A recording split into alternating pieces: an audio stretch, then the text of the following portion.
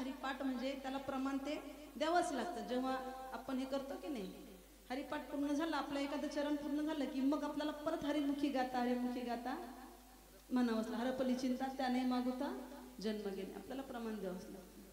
तर उपदेश केलेला आहे.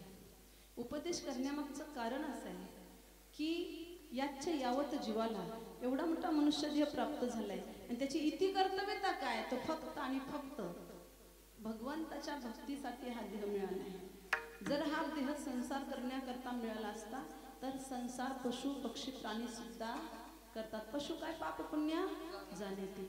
पशूंना भगवंताचं नाम चिंतन करण्याचा अधिकार नाही. आता आपण बघा, एवढे इथे बसला आहात, काही तिकडे बसले, काही इकडे बसले, काही इकडे नाही, हे ते साऊंडवाले वाटतं काय का नाही, पण बसले की नाही. आता तिकडे का होणार, बसले ना, पाहिला पण बसले चांगले. सांगायचं तात्पर्य असं आहे, आपापल्या सोयीने प्रत्येक जण बसलेले, पण मनुष्य जन्म मिळाला म्हणून बसले काय का नाही. गाई म्हशी कीर्तनाला येतात का, काय करतात गाई म्हशी, झोपा घेतात. गाई म्हशी झोपतात ना कीर्तनात, म्हणजे बाहेर बैलगाडी कीर्तन ऐकतात नाही. त्यांना पशूंना कीर्तन ऐकण्याचा अधिकार नाही. तो आपल्या याच देहीकडे देवाचे भजन, विशेष करून हा देव मिळाला कशासाठी, देवी दिला देह भजना तो या झाला फाटा बाधी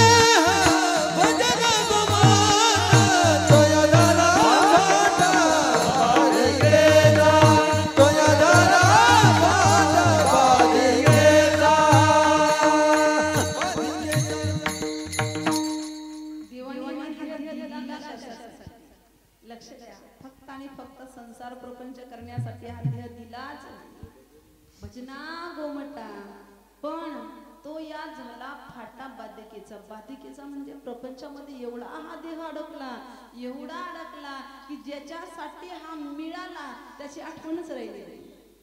ऐका नाही, क्वचित ठिकाणी बघितलं गेलं ना, आपल्या महाराष्ट्रामध्ये तो क्वचित महाराष्ट्र आहे.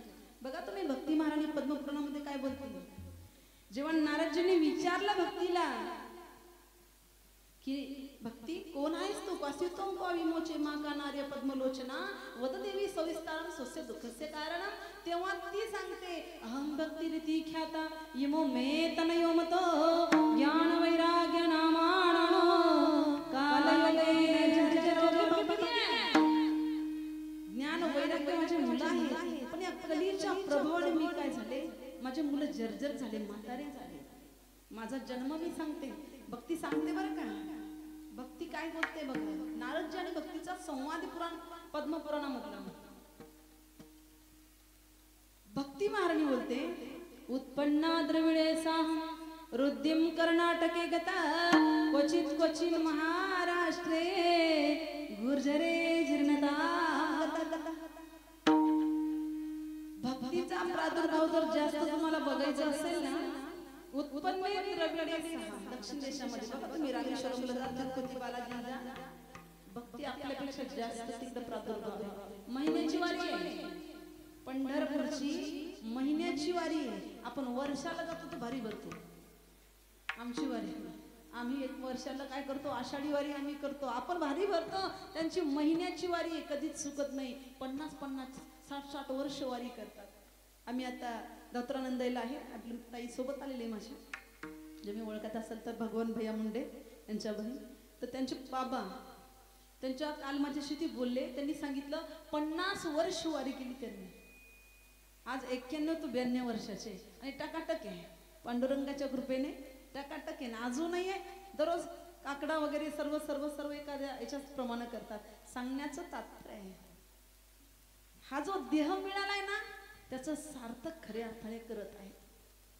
मग भक्ती सांगते बाबा, उत्पन्न द्रविडे आम्ही दक्षिण देशामध्ये जन्माला आले, रुद्धी कर्नाटकी गता मी वाढले ना मोठी कुठं झाले कर्नाटक मध्ये बघा तुम्ही आजही भगवंताला म्हटलं होतं कानडा विठ्ठलू कर्नाटक कारण भगवंताचा भक्तीचा प्रादुर्भाव आजही कर्नाटक मध्ये जास्त पाहिला जातो आपल्या महाराष्ट्रामध्ये सांगितलं क्वचित महाराष्ट्र तुरळक ठिकाणी कधी इथं बसले कधी तिथं बसले कधी इथं बसले कधी इथं बसले क्वचित म्हणजे पोकळी ठेवलीची मध्ये मध्ये मध्ये मध्ये जरा जरा ऐक ना क्वचित महाराष्ट्र आहे गुर्जरे जीर्णतामगत गुजरात मध्ये गेल्यानंतर भक्तीचा प्रादुर्भाव खतम झाला तुम्ही म्हटले गुजरात मध्ये जर गेली भक्ती नाही तर मग भगवंत द्वारकाधीश कसे गेले तर तिथे नरसिंह मेहताचा प्रादुर्भाव झाल्यानंतर भक्ती तिथे वाढली सांगायचं तात्पर्य असं आहे की त्या भगवंताच्या नामचिंतन घेण्याकरता आपल्यालाही भाग्य लागतं भाग्याचा उदय ते जोडी संत पाय संताचा उपदेशही लागतो संताच्या सानिध्यात जोपर्यंत आपण जात नाही तोपर्यंत संताचे शब्द आपल्या कानावर पडत नाही आज शांतीब्रह्म एकनाथ महाराजांनी या अभंगामध्ये हरिपाठातील अभंगामध्ये आपल्याला उपदेश केलाय पण उपदेश जरी आपल्याला केला असेल तर ते ऐकणं आपल्याला गरजेचं आहे तेव्हाच आपल्या ते लक्षात येईल आपण जर ते ऐकलंच नाही तर आपल्याला काय कळणार आहे आपण जर हरिपाठ म्हटलाच नाही तर आपल्याला काय त्या अभंगाची महती कळणार आहे मग असं असताना महाराजांनी याच्यामध्ये उपदेश केलाय की बाबा साधकांनो भगवंताचं नाव कुठेही घ्या पण सवडीने घेऊ नका आवडीने घ्या अभंगाचं पहिलं चरण आवडीने भावे हरी नाम घेसे आवडीने भावे हरी नाम घेसे आवडीने भावे हरी नाम घेसे हो आवडीने भावे हरी नाम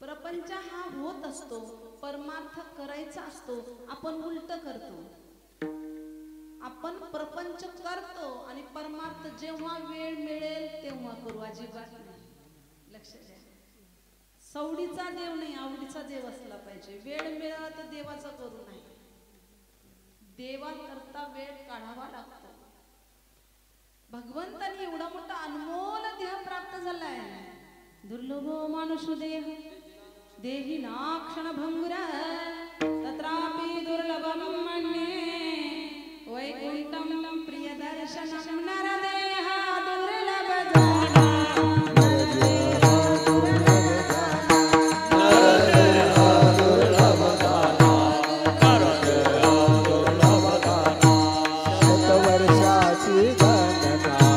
शतवर्षाची गणना